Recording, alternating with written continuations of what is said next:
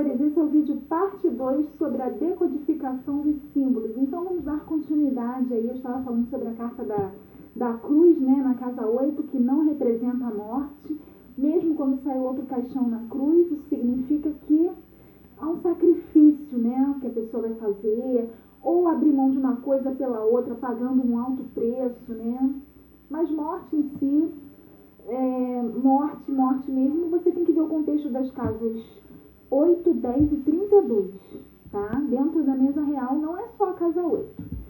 Porque essas outras casas, a 8, a 10 e a 32, juntas, cruzadas dentro da mesa, que dá para você fazer um levantamento mais certo, mais centrado sobre isso aí. Bom, então vamos lá. Decodificando o símbolo, como é que eu faço para fazer um levantamento aí dos significados, né? Porque os estudantes, né, tem algumas pessoas curiosas, né, com a minha linha de estudo, a minha linha de interpretação. Então, eu faço o meu levantamento de estudos, abrindo o campo de pesquisas do que está ligado ao símbolo. Como eu falei no vídeo anterior, né, quem viu pode acompanhar, sobre a carta da cruz, por exemplo. Qual o principal alvo de pesquisas do símbolo à cruz? O que está mais próximo e ligado a ela. Historicamente é Jesus Cristo, né? Historicamente aqui no Brasil tá mais para essa linha de estudos. Então eu abrangi essa linha de estudos aí. Então você pegando ali a história de Cristo, você vê que ele foi um instrutor, um assessor, né? Um cabeça, um mentor intelectual. Daí que vem a minha conclusão de que a cruz tem ligação com o erudito. Daí que vem a minha conclusão. Depois que eu estudei isso aí, eu formei minha opinião pessoal, particular, você pode concordar ou não, tá? Isso aí é facultativo, mas de acordo com o meu estudo, eu concluí isso e coloquei isso no meu material, tá? Porque pra mim foi isso.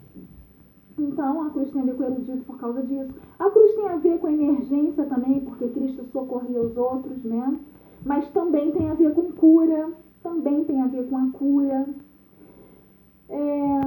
A cruz tem a ver com os principais ali, o principal objetivo que você vai atingir, a principal personalidade ligada a uma situação, a principal pessoa responsável por terceiros, ou por alguma pessoa especificamente falando, tudo pegando aí, né, porque Cristo ele foi o responsável, né, pelos discípulos, pela multidão. Então eu concluí isso, a cruz tem a ver com uma pessoa que seja responsável por outras pessoas, né, a pessoa de alguma entidade privada ou pública, ou pessoa assim, sei lá, pessoa independente de órgãos, assim, instituições, né, independente de instituições, pode representar uma pessoa mesmo da família responsável por outra, ou uma pessoa independente de ser da família que é responsável por alguma situação envolvendo outra pessoa, né,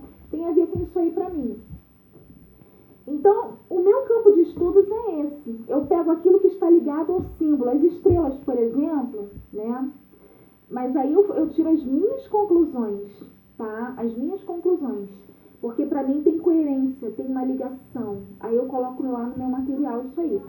As estrelas, por exemplo, quando eu estive fazendo assim um estudo visual sobre as estrelas, olhando para as estrelas, para mim, eu entendi que as estrelas elas têm a ver com uma sequência de uma atrás da outra, né? Uma atrás da outra, uma sequência que não tem fim. Então, eu entendi que aquilo ali pode se tornar uma multiplicação. Eu coloquei no meu material, estrelas têm a ver com multiplicação. Coloquei também que estrelas têm a ver com sequência de acontecimentos um atrás do outro. Sabe quando na mesma semana acontece uma coisa atrás da outra e não para?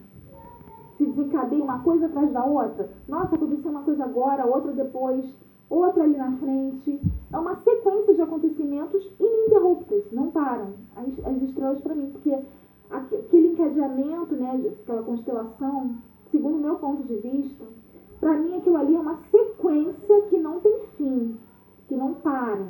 Então eu entendo que Por exemplo, quando o rato cai na casa 16 da estrela, se trata de uma sequência de acontecimentos negativos, ruins. Uma coisa ruim que vai acontecer, são coisas ruins que vão acontecer uma atrás da outra na mesma semana para a pessoa que você abriu a mesa. Então vão acontecer coisas ruins ali, porque a estrela é uma sequência de acontecimentos bons ou ruins, um atrás do outro, né, que vão se sucedendo ali durante aquele período. A energia daquele período com as estrelas tem a ver com essa sequência de acontecimentos um atrás do outro. Agora, se é positivo ou negativo, depende da carta que cair ao lado da estrela, ou dentro da casa 16, se no caso você estiver abrindo a mesa real, tá? Eu tenho esse ponto de vista porque o meu estudo pega uma linha diferente. Por isso que eu tenho esse ponto de vista diferente. Porque eu entendo diferente, eu vejo diferente, eu sinto diferente. Agora, se você for fazer assim, a sua decodificação do símbolo, for estudar ali o símbolo da sua forma, entendendo para você o que é aquilo ali, de repente você vai ver outra coisa e colocar aí no seu material outra coisa, né? Porque são pensamentos, né, e pontos de vista divergentes, diferentes, né? Mas não tá errado, não significa que esteja errado, o teu e o meu. Tem coerência, o importante é ter coerência com o símbolo. Tem coerência? Tem. Tá batendo? Tá, então tá valendo, tá? Está dentro da coerência simbólica a interpretação, o significado, então está valendo, tá?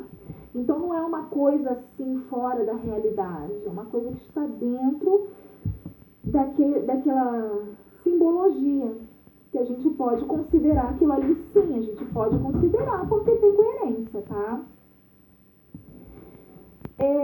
Então, quando você interpreta uma coisa diferente de mim em relação à carta da cruz ou da estrela, o importante é que tenha coerência simbólica, que tenha alguma coisa a ver com o símbolo, a cruz, que tenha alguma coisa a ver com o símbolo, as estrelas.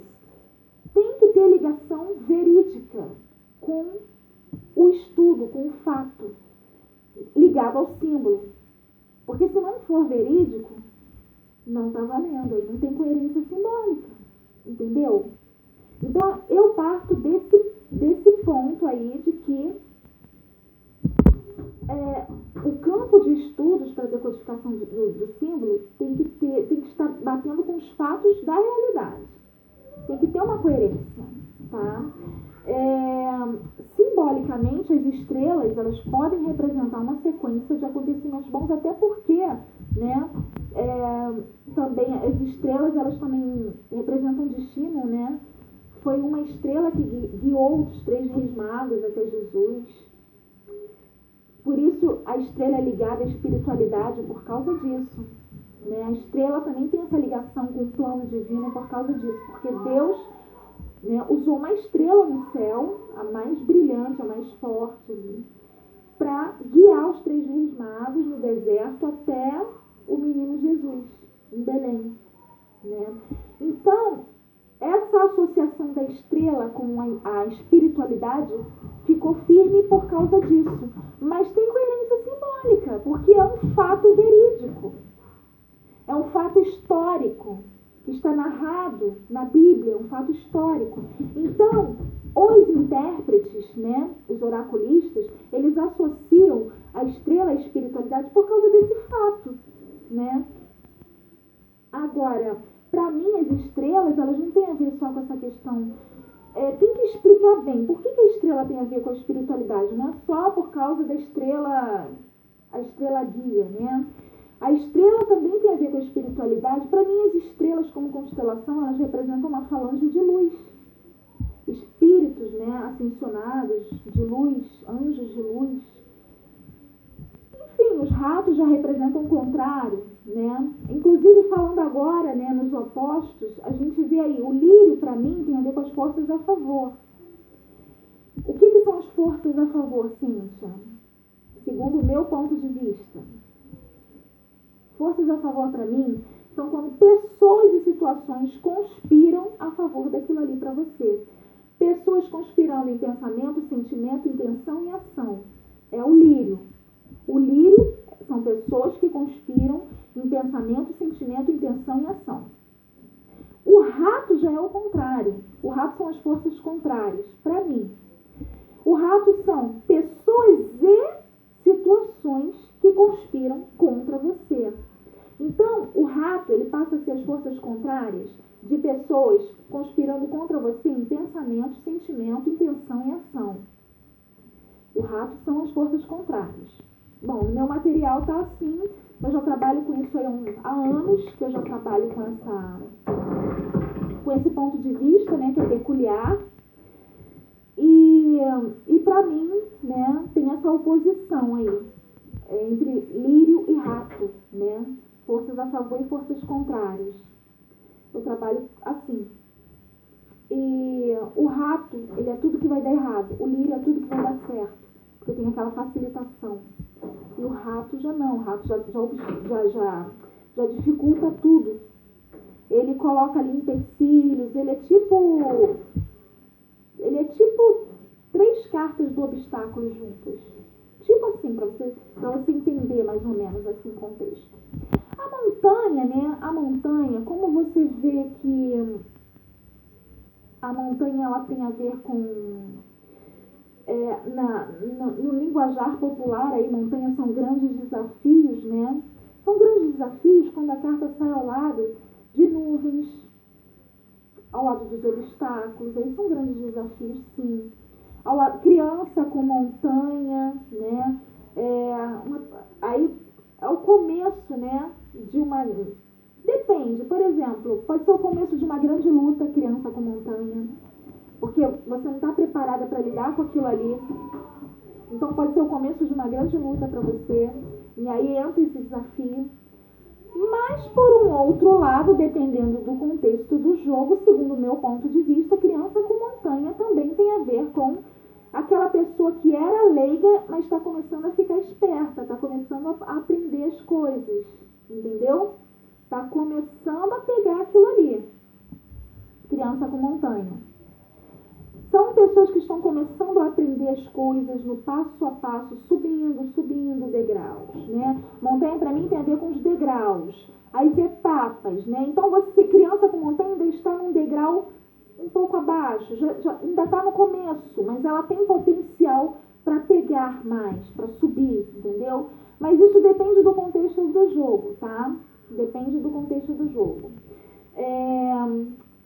Vamos ver mais o que? Mulher com montanha. Mulher com montanha ali é uma vitória esmagadora que a pessoa vai ter. Homem com montanha, também uma pessoa que está numa posição altamente vantajosa. Uma pessoa que está numa posição assim muito privilegiada, digamos assim. Mulher com montanha, quando sai mulher ao lado da montanha, homem ao lado da montanha. O urso ao lado da montanha, porque a montanha é o domínio do urso. Ele consegue escalar a montanha e chegar ao topo tranquilamente. Inclusive, ele escava a montanha, né? Para ele fazer a caverna dele ali. Ali é o domínio dele, né? O urso com montanha, sim, se torna um adversário muito perigoso, tá? Mas aí também, por um outro lado, o urso com montanha pode ser aquele cara que queria ser dono do próprio negócio e finalmente ele conseguiu ali chegar a uma posição vantajosa, privilegiada, para se tornar ali dono da empresa dele, né? Porque a montanha, o arquétipo da montanha também tem a ver com empresas, né? Grandes empresas. O arquétipo da montanha também tem a ver com grandes patrimônios, né? Patrimônio próprio. A montanha também tem a ver com coisas assim, a montanha não envolve só questões de justiça, né? Não envolve só isso. Ela tem a ver com patrimônio, ela tem a ver com grandes empresas, ela marca a fronteira entre os países, então tem a ver com outros países, né? Dizem que a carta do navio tem a ver com outros países, para mim não. Para mim é a montanha que tem a ver com outros países, porque é a montanha que marca a fronteira de limites entre os territórios, um território e outro. Então a montanha, para mim, a montanha que tem a ver com outros países. O navio não. O navio, para mim, tem a ver com cidades dentro do território nacional. Com cidades dentro daquele território. Então, eu não vejo navio como carta assim, voltada para coisas de outro país. No máximo, assim, navio tem a ver com encomendas que você pode receber de fora, tá?